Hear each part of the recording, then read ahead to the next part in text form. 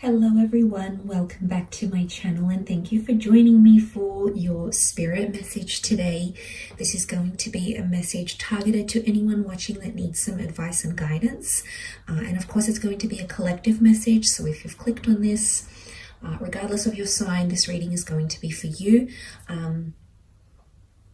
So collective spirit message from the universe. So I just want you to sort of sit with your thoughts. What's going on in your life at the moment? What have you been thinking about, dwelling on, focusing on? And we're going to see what the universe has in store for you. Maybe there could be some answers or some guidance into what you're looking into here. So just want to thank you again for joining. And if you were after a private reading, to please feel free to email me directly.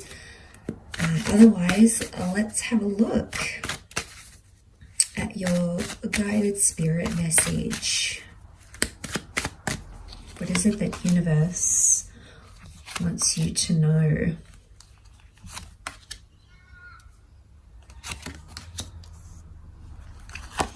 Okay, let's kick it off with the Seven of Swords. Seven of Swords is a betrayal. It's doing things that are taboo or doing things that are wrong or perceived as wrong, taboo, frowned upon, doing something that you're not entirely proud of. So for some of you, you might be thinking about doing this or have done this. Swords point to air signs, so Gemini, Libra, Aquarius. We've got the Seven of Swords looking towards a collaboration or a partnership or relationship of some kind. So some of you might be doing something that goes against your values in terms of a friendship, partnership, or a romantic relationship.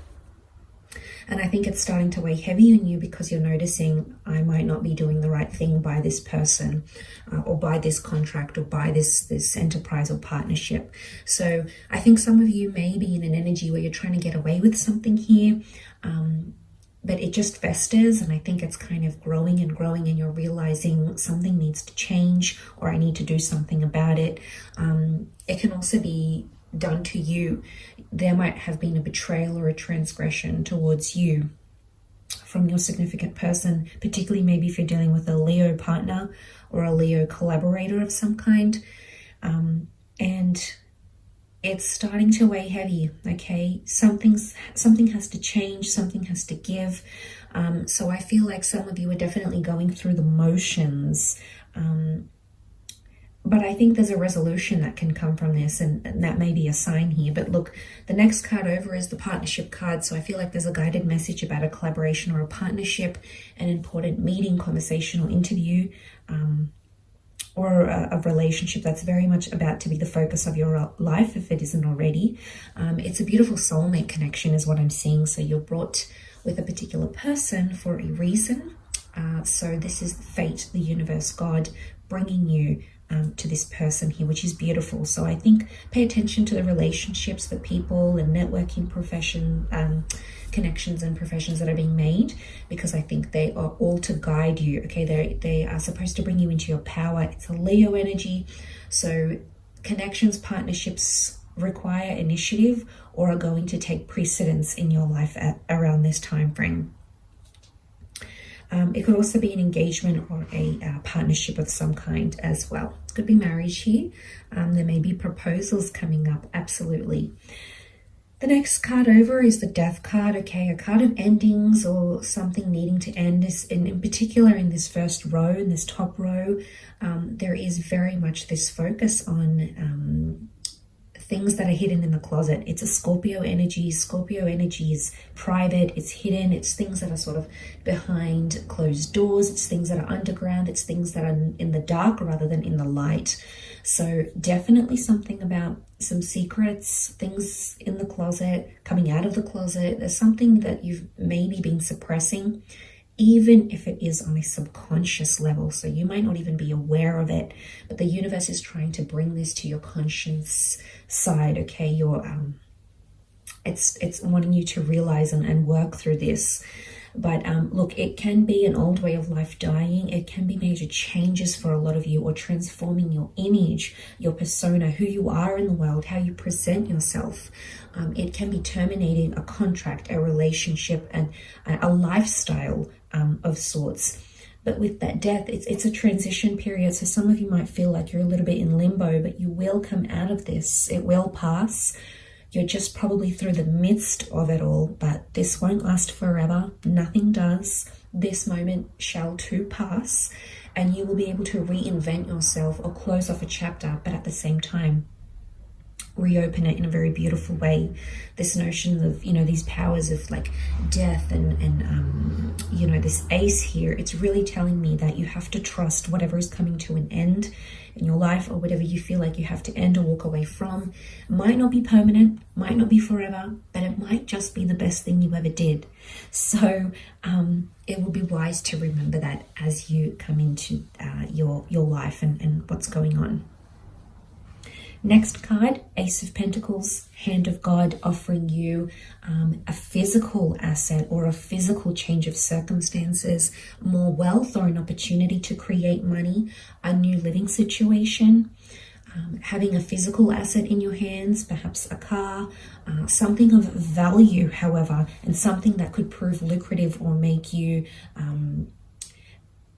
grow in terms of physical assets. It may be a new connection, it may be a new person under a Taurus, a Capricorn, or Virgo, but it is connected to monetary or earthly chapters. So anything in the earthly sense,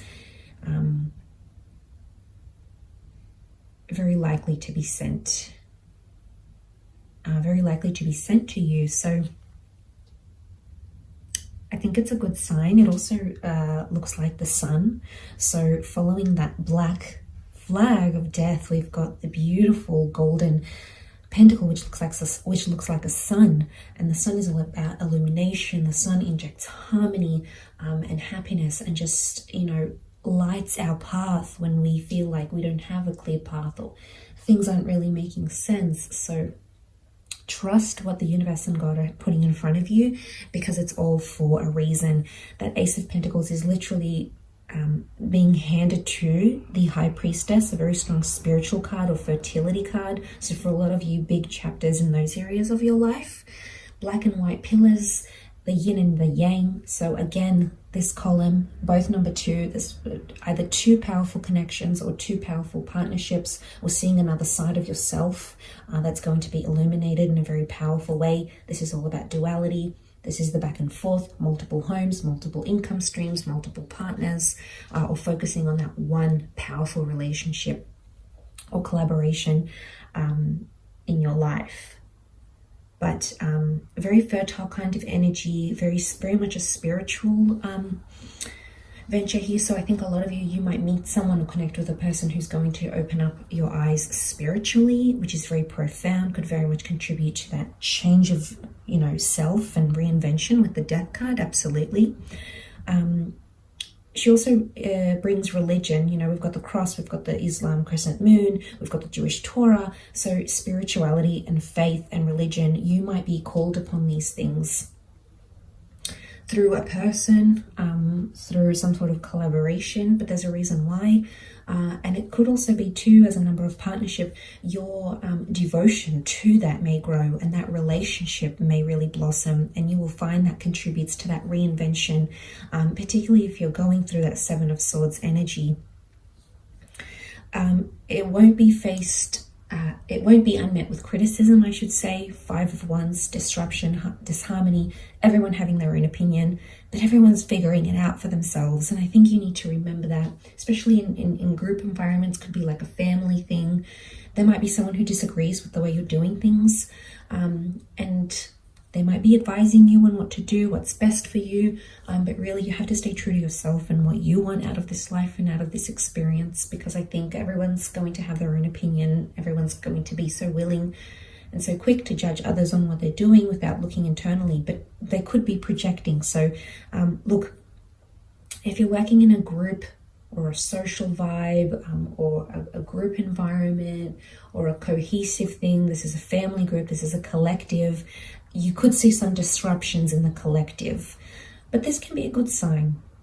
The reason being is because people are starting to think more independently and are starting to think more for themselves rather than as a group, rather than being led and controlled.